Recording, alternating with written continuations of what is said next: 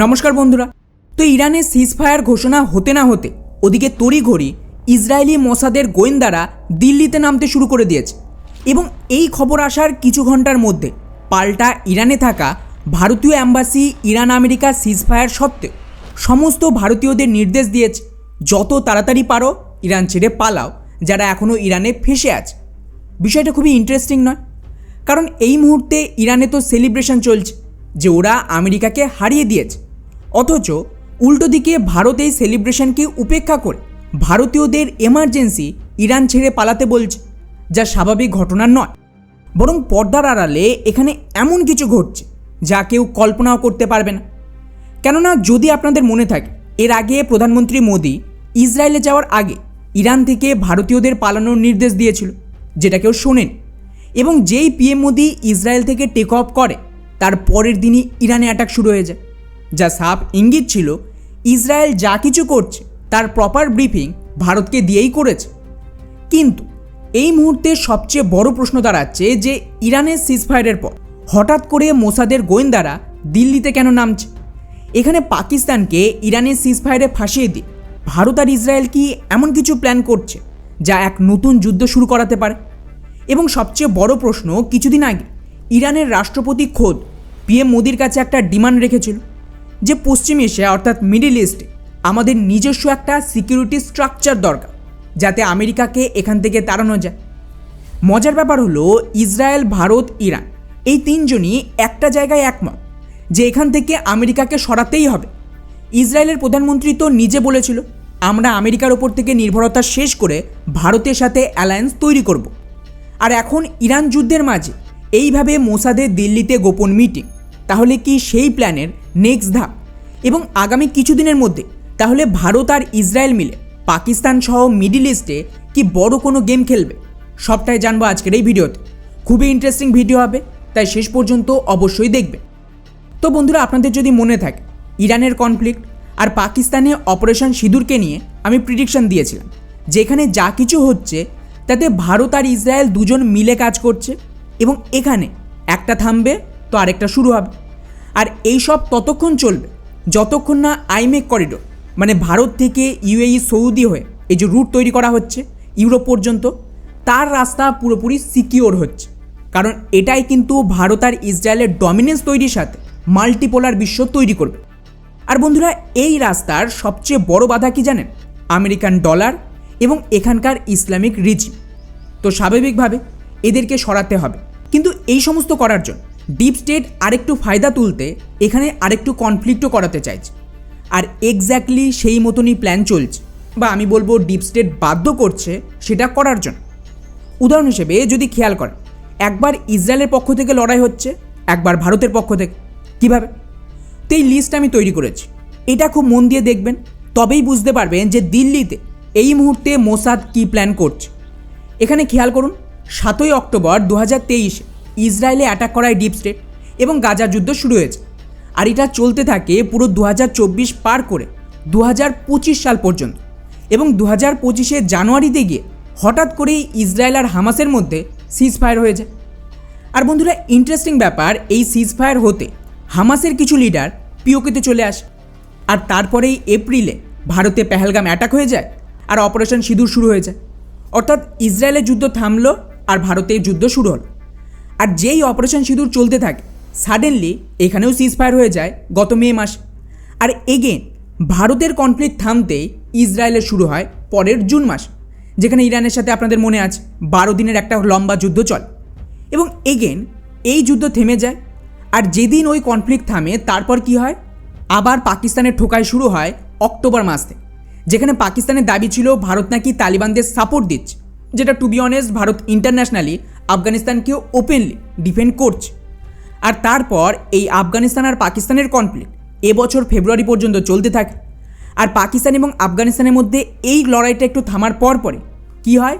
আবার ইসরায়েলের অ্যাটাক শুরু হয় ইরান, যেটা এখন সিজফায়ার হয়ে গেল। এবং এটার সিজফায়ার হওয়ার পর মোসাদ ভারতে আসতে শুরু করে দিয়েছে।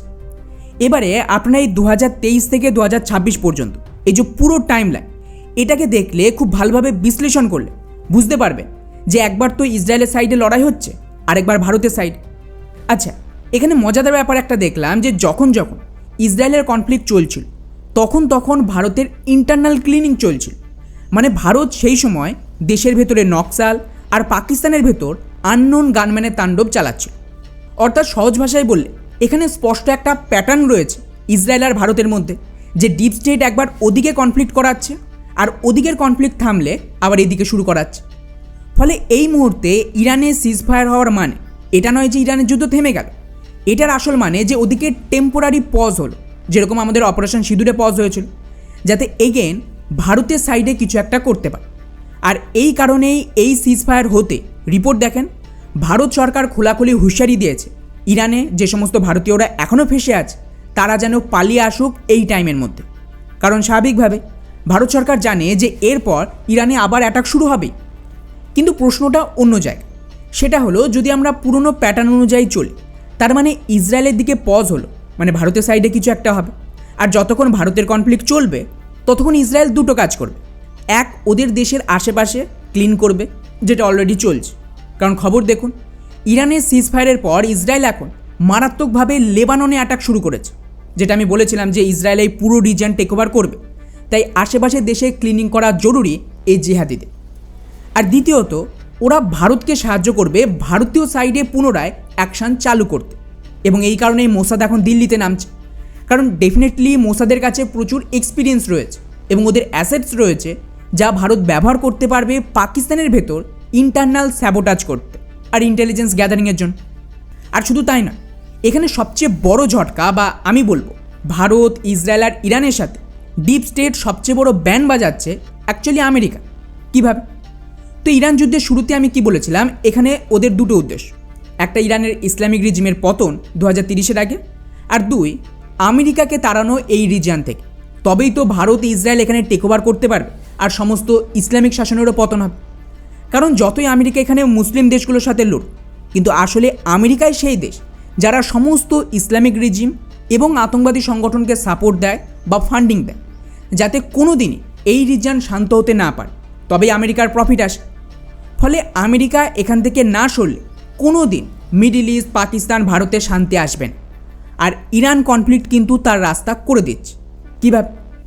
তো আপনাদের একটু মনে করিয়ে দিতে চাই, ইরানের রাষ্ট্রপতি কিছুদিন আগে প্রধানমন্ত্রী মোদিকে ফোন করেন, আর ওখানে উনি খুবই গুরুত্বপূর্ণ কথা বলেছেন, যেখানে উনি মিডল ইস্ট বা পশ্চিম এশিয়ার দেশগুলোর জন্য নিজস্ব আঞ্চলিক নিরাপত্তা কাঠামো তৈরির একটা প্রস্তাব দেন। এটা কিন্তু গত মাসের রিপোর্ট। অর্থাৎ ইরান সিগন্যাল দিচ্ছে এখানে আমেরিকা থাকলে আমরা শান্তিতে থাকব না।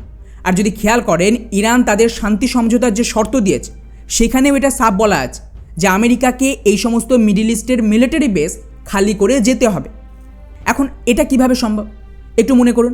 আমি বারবার বহু ভিডিওতে এই কথাটা বলেছি যে আমেরিকার গোটা বিশ্বে যে সমস্ত মিলিটারি বেস রয়েছে, প্রায় 800-র কাছাকাছি রয়েছে, এগুলো ডলারের দমে চলে। আর ডলারাইজেশন হয়ে গেলে আমেরিকাকে এগুলো ছাড়তেই হবে, কারণ না ওদের কাছে এত টাকা থাকবে এই সমস্ত অপারেট করার জন্য, আর না এই সমস্ত বেসের প্রয়োজন পড়বে, কারণ এগুলো তৈরি করা হয়েছে এই সমস্ত এলাকায় যুদ্ধ লাগানোর জন্য। তো ইরান যুদ্ধের সুযোগে বেসিক্যালি ডিপ স্টেট সেই ব্যবস্থাটাই করছে। কীভাবে? প্রথমত, ইরান যুদ্ধে খেয়াল করেন ন্যাটো বা ইউরোপের কেউ আসেনি আমেরিকাকে সাহায্য করতে, বা আমি বলবো ওদেরকে আসতে দেওয়া হয়নি। এবং এটাকে ইস্যু বানিয়ে ট্রাম্প বলে যে আমরা ন্যাটো থেকে বেরিয়ে আসব, এবং ওদের স্টেট সেক্রেটারি রুবিও তো দুদিন আগেই সাফ জানিয়ে দিয়েছে আমেরিকা তার প্রায় 1 লাখ সৈন্য ইউরোপ থেকে সরিয়ে নেবে, যার মানে দাঁড়াচ্ছে আমেরিকা ইউরোপের সমস্ত মিলিটারি বেস ধীরে ধীরে খালি করে চলে আসছে। আর শুধু তাই না, এই সেম ইরান কনফ্লিক্টের ছুতো আমেরিকা এখন সাউথ কোরিয়া সহ জাপান থেকেও সেনা সরিয়ে নেওয়ার হুঁশিয়ারি দিচ্ছে। ট্রাম্প বলেছে গত পরশু যে সাউথ কোরিয়া, অস্ট্রেলিয়া, জাপান কেউ আমাদের সাহায্য করেন, কিন্তু এই সমস্ত দেশে আমাদের কয়েক লক্ষ সেনা আছে ওদের সাহায্যের জন্য, তাই ওটাও আমরা সরিয়ে নেব। অর্থাৎ বেসিক্যালি আমেরিকা এটা তো বলতে পারে না যে ডলারাইজেশন হচ্ছে, আমাদের টাকা শেষ, আমেরিকা সুপার পাওয়ার থাকবে না, তাই আমরা রিজিওনাল দেশগুলোর হাতে ক্ষমতা হস্তান্তর করছি। বরং আমেরিকা কী করছে, এর পুরো দায় ইরান কনফ্লিক্টের ওপর চাপিয়ে দিচ্ছে। তো বুঝতেই পারছেন, ইরান যুদ্ধ কেবলই একটা ছুতো, আসল উদ্দেশ্য অন্য কিছু। আগে আফগানিস্তান খালি হলো, এখন ধীরে ধীরে ইউরোপ খালি হচ্ছে, এশিয়ার মতন দেশগুলো থেকেও আমেরিকার বেস খালি হবে, এবং মিডল ইস্ট তো ইভেনচুয়ালি খালি হবে। কারণ আমেরিকার এই মিলিটারি বেসের চক্করে যে পরিমাণে আরব দেশগুলোর ক্ষতি হয়েছে, তারপর ওখান থেকে চাপ তৈরি করা হবে আমেরিকার বেস খালি করতে। কিন্তু এটা ইরানের যুদ্ধের পর হবে, কারণ এখনও তো ইরানের রিজিম চেঞ্জ শেষ হয়নি। তো এই রিজিম চেঞ্জে আমেরিকার দরকার আছে, যেটা নেতানিয়াহু নিজেই বলেছে। ওনার দাবি ইরান যুদ্ধের লক্ষ্য এখনও পূরণ হয়নি এবং এই সিজ ফায়ার ক্যাম্পেনের শেষ নয়, বরং ইসরায়েল চুক্তি বা যুদ্ধের মাধ্যমে যে করেই হোক নিজেদের লক্ষ্য অর্জন করবে। এমনকি তিনি তো এটাও বলেন যে এটা শেষ নয়, এটা একটা প্ল্যানের অংশ। অর্থাৎ সহজ ভাষায় এখানে এই কনফ্লিক্ট ততক্ষণ চলবে যতক্ষণ আমেরিকার সমস্ত মিলিটারি স্টক শেষ না হচ্ছে। তবেই না সুপার পাওয়ার আমেরিকার পতন হয়ে রিজিওনাল আমেরিকা তৈরি হবে আর সমস্ত ইসলামিক রিজিমও শেষ হবে। যাই হোক, এখন আপনাদের প্রশ্ন করি যে যদি সত্যি এখানে আমেরিকা না থাকে, তাহলে আপনাদের কি মনে হয় কে এই রিজনে টেক ওভার করবে? ওয়েল, এর জন্য ইরানের রাষ্ট্রপতি আর ইসরায়েলের প্রধানমন্ত্রীর বয়ানগুলোকে পরপর সাজান, তাহলেই বুঝতে পারবেন।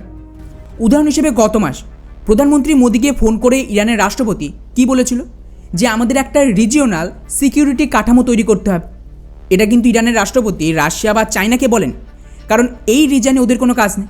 ওরা এটা বলেছে ভারতকে। আর তার আগে কিছু মাস পূর্বে ইসরায়েলের প্রধানমন্ত্রী তো খোলাখুলি জানিয়ে দিয়েছিল যে আমরা আমেরিকার ওপর নির্ভর থাকব না এবং মার্কিন মিলিটারি এড বন্ধ করে ভারতের সাথে অ্যালায়েন্স তৈরি করব। আর খেয়াল করেন কতটা পরিকল্পিতভাবে ভারত এই পুরো কনফ্লিক্টে চুপচাপ রয়েছে, কারোর পক্ষেও নেই, কারোর বিরুদ্ধেও নেই। কেননা ভারত আলটিমেটলি এখানে ক্ষমতাটা পাবে এবং ধীরে ধীরে ইউএর মতন দেশ ভারতের সাথে অ্যালায়েন্স করছে। আইমেক তৈরির জন্য গুরুত্বপূর্ণ যেসব পোর্ট লাগবে, যেমন ইসরায়েলের হাইফা পোর্ট, ইরানের চাহাবার পোর্ট, এগুলো ইতিমধ্যেই ভারতের হাতে চলে এসেছে। আর উল্টো দিক থেকে এই আইমেক করিডোরে আমেরিকা নিজে সমস্ত বাধাকে এক এক করে ধ্বংস করে দিচ্ছে। সেখানে ভারতের তো নতুন করে হস্তক্ষেপ করার কোনো প্রয়োজন নেই। ফলে এই মুহূর্তে খেলা দারুণ জমে উঠেছে। গত অপারেশন সিঁদুরের আগে হামাস এসেছিল পাকিস্তানে এবং মার্কিন উপরাষ্ট্রপতি জেডি ভেন্স ভারতে থাকাকালীন ভারতের টেরর অ্যাটাক করিয়ে ভারত পাক যুদ্ধ শুরু হয়। কিন্তু এবারে উল্টো হচ্ছে, এবারে মসাদ আসছে দিল্লিতে আর মার্কিন উপরাষ্ট্রপতি যাচ্ছে পাকিস্তানে। তো খুব সম্ভবত এবারের কনফ্লিক্ট পাকিস্তানে হামলা দিয়েই শুরু হবে। তো দেখা যাক মোসাদের দিল্লিতে মিটিংয়ের পর আর কি তথ্য সামনে আসে, তারপর বোঝা যাবে পরিস্থিতি কোন দিকে যায়। বাকি পুরো বিষয়টিকে নিয়ে আপনাদের কি মনে হয় নিচে অবশ্যই কমেন্ট করে জানাবেন। জয় হিন্দ।